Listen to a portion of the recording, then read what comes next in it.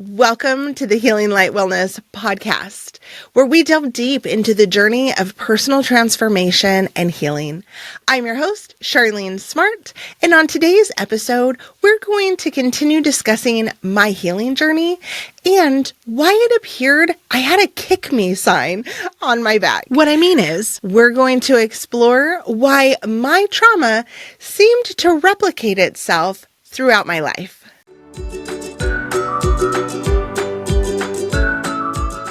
Before we delve in too deep, I would love it if you could go ahead and hit the follow button so that you never miss an episode. Let's jump on in. So let's talk about this kick me sign. Now, I'm assuming you all remember when you were in grade school, or I actually remember it when I was in junior high. There were people who would put a little sign on someone's back that says, "Kick me." And suddenly people are kicking or even laughing at the person who is toting around the sign. Now, I have never done that and it hasn't happened to me. However, the sign I'm talking about is actually the sign that seems to allow other people, especially predators, in on the secret that I've been harmed, that I've experienced trauma. Truly, and I've said it many times, do I have a sign tattooed on my forehead that says, go ahead and mess with Char because it's okay. She's going to allow it.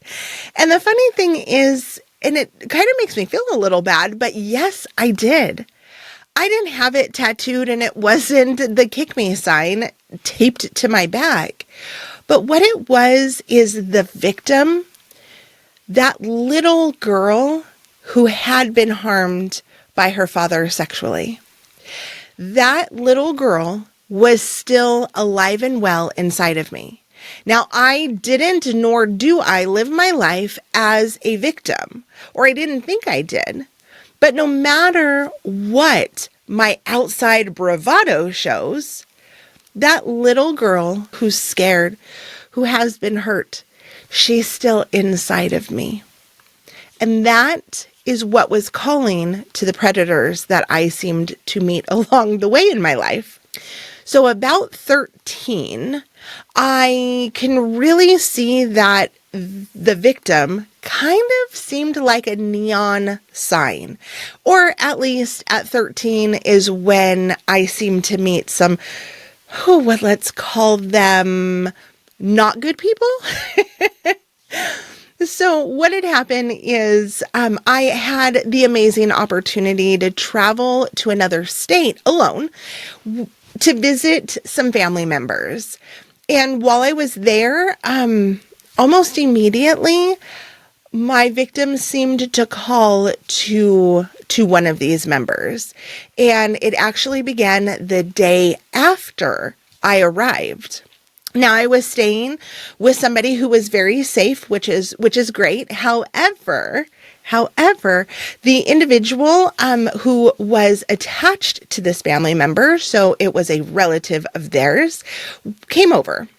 And they had children, and so he said, "Let's go for a walk, Char, and we'll take the kids around the block." And as we're walking, what's crazy is that he starts talking to me about totally inappropriate things, obviously, but talking about how the things he would wish his wife would do in their marriage. And what is shocking is not, maybe a little bit shocking for you guys too, is that he was talking to a 13-year-old. I was 13 years old. I had not even had a boyfriend, let's be honest. But, light bulb just went off. So I'm going to finish the story and then we'll come back to what this light bulb was. So as we're walking down the street, he talks to me about he wishes his wife, would spank his butt, or he would be able to grab her butt as well. But instead of actually explaining it, he showed me. Yes. He grabbed my butt. He smacked it. Remember, I was 13. Okay. Looking back, and maybe you're thinking the same thing, Shar, why didn't you not just run? Why didn't you scream and yell? And in that moment, I'm asking myself that same thing, right? But in the moment, when I look back, it is not the 13-year-old who has a voice. It is that little girl in me, that little girl from a very, very young age, through the age of 7, who had been trained to not tell people, who had been trained by fear that you kept this safe and quiet. She is who rose. That little girl who had so much fear, and I'm assuming my eyes were as big as saucers when he touched me like that. That's who rose. The little girl who knew she can't yell, she can't scream, because bad things were going to happen. Not to her, but bad things were going to happen to her mom, to her aunts, to the people that she loved the most. And she learned that back from her dad. Yep, the one person, one of the very few people who are put in charge of taking care of her. So why wouldn't she rise to the surface in this moment? Now, as we progress through the days, things began to escalate, and they really did kind of expand, and I became more and more afraid. However, here's where the light bulb came in, you guys. However, one of the ways he continued to put my defenses down or my guard down, and when I look back, I really am thinking it was probably one of the reasons why I didn't completely crumble right away. But he started using my trauma as his in. And what I mean by that is he let me know that one time he was visiting my grandparents and he overheard my family talking about the fact that they thought my dad was touching me inappropriately. And he knew. Oh my gosh, you guys. He knew what had happened to me. And I have never even thought this or considered it until this moment, sharing it with you. Here is a predator who knew, or at least suspected, that I was being sexually abused by my father. And he used that information.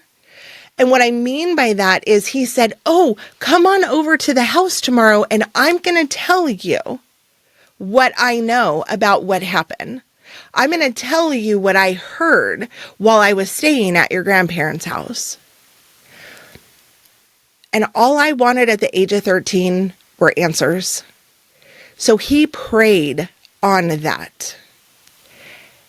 And then he escalated his sexual abuse to me to a point where I did completely crumble. I refused to get out of bed. I began going in on myself, meaning I would just talk to myself. I wouldn't talk to anybody else, nobody in the household. Clearly something was wrong, but nobody ever asked. Nobody said, Shar, what the heck is going on? And that's not true. One of the other people who were there said, Shar, what the heck is going on? And of course, I'm not going to say anything because I have guilt and shame and fear, that 8-year-old inside of me, that victim. But I also had the shame of the 13-year-old. I put myself in that situation. Now, I didn't ask him to touch me the way he did. I didn't ask him to say the things that he said, but so desperately trying to find information about my own past, I put myself in a really bad situation. And it was nobody else's fault but mine. Now, this shame and guilt of it was my fault, it didn't just show up in this moment, but it actually was something I had been carrying my entire life. Because I believed The fact that my father sexually abused me was my fault. I did something, said something, and so my shame compounded on itself that day because I allowed it. Now, this is not the only time in my life where somebody has seen the victim inside of me. It has happened multiple times. And today, I know I shouldn't have any shame over it. It's not my fault. Did I ask for him to touch me that way? No. When I look back on it, it's actually much sicker than I thought it was because he knew I was damaged goods, if that's the way you want to think about it. And that's actually just what came up right now. I was already harmed. He knew what he was doing, which, good gravy, makes this even sicker. And here I am, holding on to it for my entire life. Up until about 2 months ago, when I had that conversation with my mom, there was only one person in this entire world who knew what happened to me on that trip, and that was my husband. But knowing I was going down this path to share my trauma with you, I had to go chat with my mom and let her know. So it's out with the important people, right? And it's crazy. I hadn't even put two and two together at that time that he used me in way worse ways than just sexually. Now, let's talk about this kick me sign, the sign tattooed on my forehead that says it's okay to mess with Shar. Excuse me. She's going to let you. One, I'm mad at that victim inside of me. I'm mad, or used to be mad, that she was there, that she shouted out to the world, yo, I'm here. Do what you want. I was sad for her. I was scared for her. So when I sit with other clients who, and I do quite a lot actually, who say, Shar, what is it about me that says other people can abuse me the way I have been abused in the past? I have to say that it's not the kick me sign.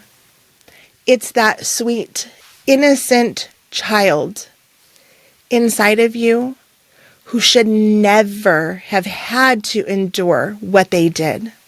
I also want you to know that we do not need to continue living with that person inside of us as the victim.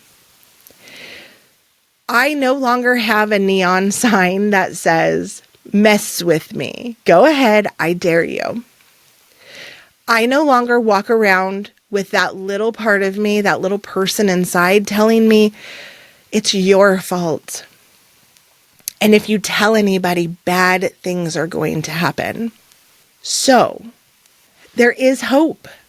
If you have experienced trauma of any sort, whether sexual abuse, physical abuse, or any other traumatic event, and you think or you believe or know that you also have a victim inside of you that might be calling out to other predators, I want you to know that you can free them. You can help them to process and disconnect from that moment. We don't need to carry around the baggage of the past. Because, my friend, that baggage is affecting us in the here and now. It's adding to our stress and our anxiety. It's adding to how we handle our everyday life. You do not need to stay stuck in the past. There is freedom available to you. You might be wondering how I know this is true. I know you know the next thing I'm going to say. Because, my friend, I have been there. I am there. I have walked through the fire, disconnected from my past, and I am currently on the other side. Obviously, still learning about myself, about the actual events that happened, and I'm still healing myself. It's possible.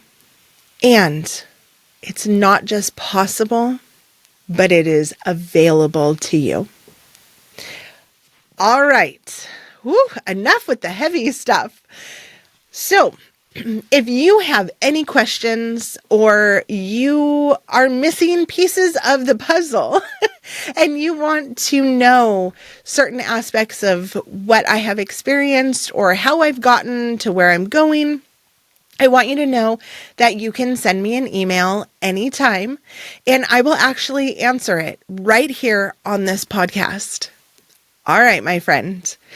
If you are ready or you're considering it might be time to start healing the victim inside of you, feel free to reach out to me, schedule a free consultation, or find somebody who really connects with you.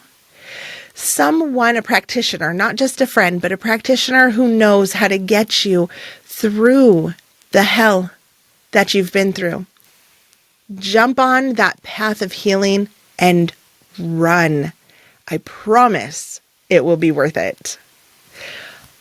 All right. Until we meet again, may your days be filled with love and light. Oh, also, if you are struggling with any emotion after listening to this episode, I want you to know I have put a link down in the show notes so that you can download a free tapping meditation to release the emotional grip of trauma.